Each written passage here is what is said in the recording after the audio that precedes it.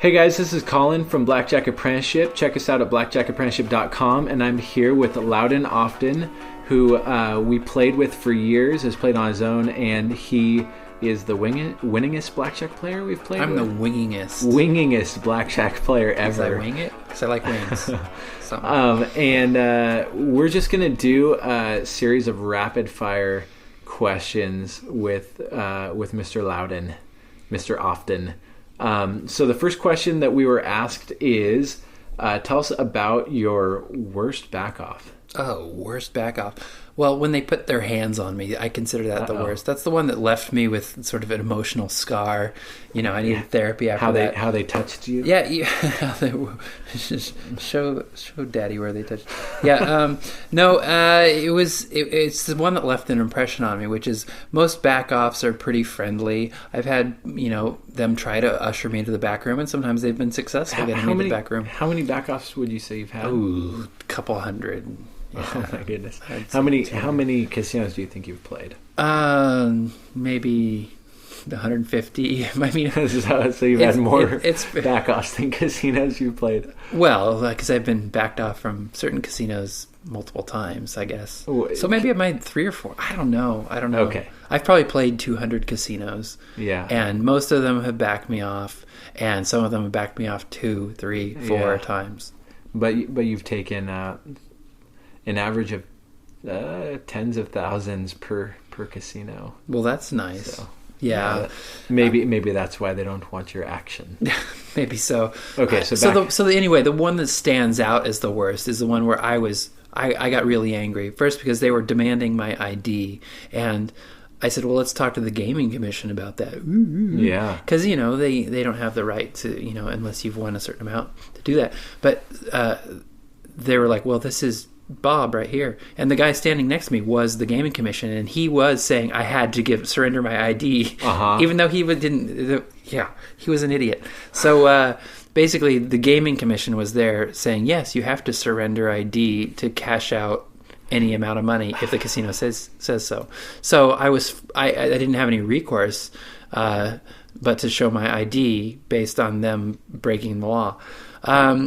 But that wasn't the worst of it. The worst of it was on my way out, they wanted me to stop to take a bunch of pictures and sign a bunch of forms. Autographs?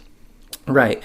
And hey, I understand what a trespass is. So if you trespass me, I understand what that means, and I'm not going to come back. So why do I need to sign something saying that? Yeah, I don't think I've ever signed a trespass. Little pro tip: you don't need to sign a trespass. I don't think you need to sign anything.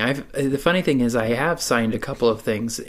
Sort of like if you want a receipt of this transaction, and sometimes the receipt is so hilarious. I'm like, yeah, I'll sign it. Yeah. I want a receipt of this. This looks hilarious.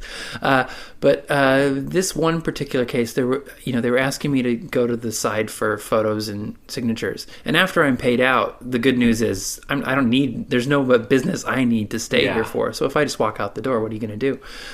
You put your arms at your side. You don't do anything hostile. That's right. But anyway, this one lady had it in her mind that it was her job to keep me in the casino until I had done what they have requested, in terms of taking pictures and signing documents. Her personal vendetta.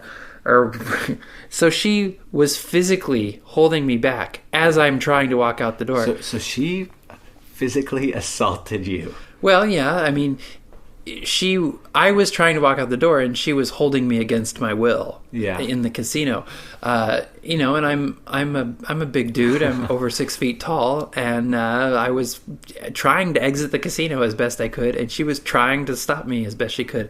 And the thing that clued me into that I was making the right decision by doing what I was doing and that she was making the wrong decision was that the fact that the whole security team had gathered, because this was now a confrontation, and I was using my voice loudly to say I'm being held against my will. I was pulling out my phone, threatening to call the police.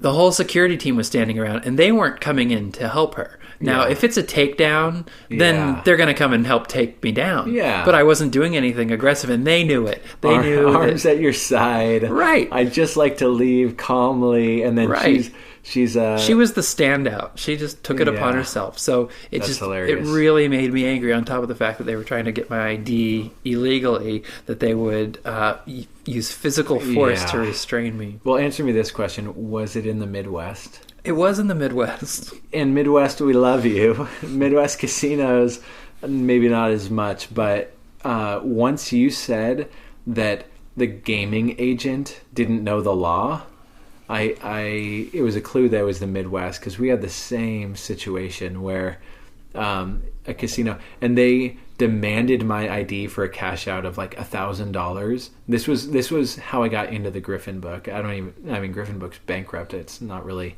an issue now, but 8 years ago it was kind of a big deal. But they said, "Oh, we need it," and I was just scared, and I gave it to them, and then they took it, photocopied it, submitted it to Griffin, and there I was. But that same casino, it was a police officer who doubled as a gaming agent, and he demanded that Ben give him his ID, and he said, "I'll show it to you, but you don't need to show it to the casino." And he said, "Okay." And he took it and he gave it to the casino. They photocopied it. And then when he looked into the law, he found out he was wrong. The cop found out he was wrong, the gaming agent, which shows that card counters are more informed than both the general public, than sometimes gaming commission, though no disrespect, gaming commission, and sometimes even casino. I've had security guards heckle me and say you're not allowed to cheat here. They don't even sometimes know the laws about what we're doing, that we're playing the game they offer, how they offer it. That's true. All right. Well, next rapid fire question. Biggest loss, biggest win. Do you even remember? Well, biggest win I remember, because I've had 3 or 4 biggest wins, which were all the exact same amount, or very close to the exact same amount, because I never broke the $50,000 threshold. I won $49,000 on 3 or 4 occasions, which is why it stands out. That's now, one of those I cashed out for like $76,000 at a crazy little tribal casino, and it was the weirdest thing. So you lost. You were in 20 something. Yeah, I was in almost 30 and won it all back plus 49. That's pretty funny. Yeah. So I remember the time specifically where I won 49, and it was 2 or 3 of them, or maybe more, at least 3. Biggest loss was in the $30,000 range. Yeah. The one that stands out to me was Fantasy Springs. Can I name a casino by name? That's fine. Suck it, Fantasy Springs. You won that time. Yeah, well, I remember that because it was early in my career, of my first trip, and they tried to make me feel better by taking me up to the gift shop. And nice. And I'm no master of pulling the crazy comps out of the gift shop. Yeah. And they said, why don't you pick something out, like pick out a nice T-shirt or something. Yeah. And I picked out a silk dinner jacket, so that was my way of sticking it to them, which they still took plenty of my money for that. Yeah. That jacket, but that was the one that stood out as the harsh, because it was early in my career, so it was hard to take a big loss like that, a big shelling. But that may have been my biggest loss.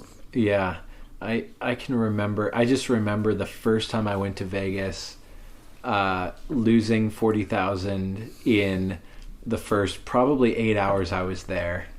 And I know I won back a chunk of it before the end of my trip, but just feeling like, thank you so much, Vegas. I know over the years I've taken much more than that, but it just like I'll never forget being in Vegas for less than 12 hours and being down $40,000.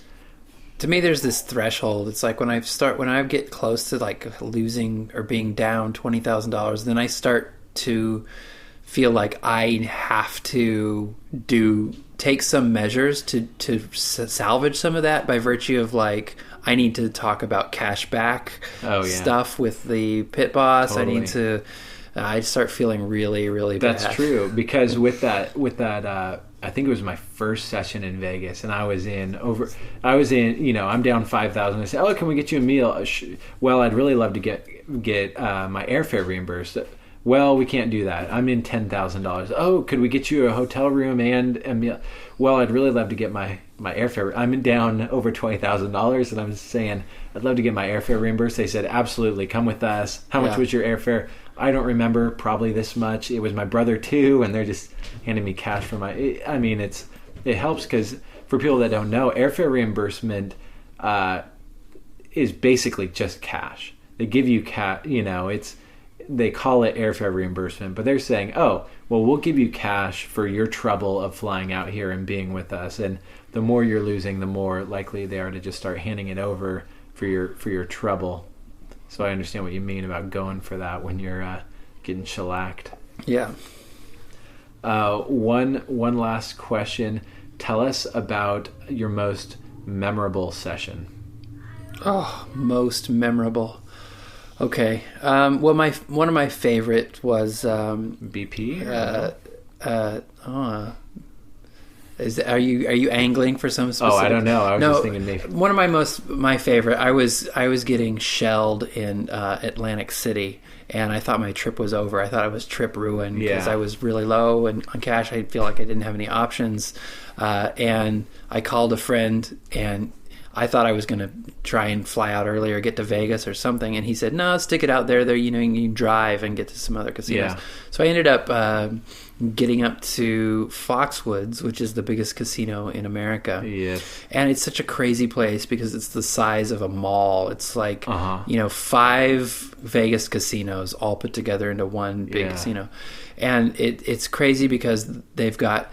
you go to a high limits room, and then someone in the high limits room is like, oh, well, have you about the other high limits room? And then you go to the other high limits room, and then they're like, oh, but you don't know about the secret high limits. Real high limits. Yeah, so I finally made it to this high limits of high limits rooms, which is like on a secret floor with like a private piano player, and you're overlooking the forest from this high vantage point, floor to ceiling windows, and it was a fun time because I started winning right away, and it was fun because I was redeeming myself for like all the horribleness of Atlantic City, and that was one of those sessions where I ended up winning $49,000, and I played for like 4 or 5 hours, and the call came down to the pit. Yeah, well, he's a card counter. Okay, well, let's see him out the door. And so, that's when you say, okay, that's cool. Yeah, $49,000. I appreciate that you actually have windows you can see outside of. We'll see you later. Yeah, I had a blast. It was one of the funnest sessions ever. That's awesome. Cool. Well, thanks, Loudon, for taking the time to answer some of these questions for us. For those listening, thanks for listening. You can check out more at blackjackapprenticeship.com. If you've got other podcast questions for us, let us know, and we're going to try to keep these going, and we'll see you guys on the site. All right. Peace.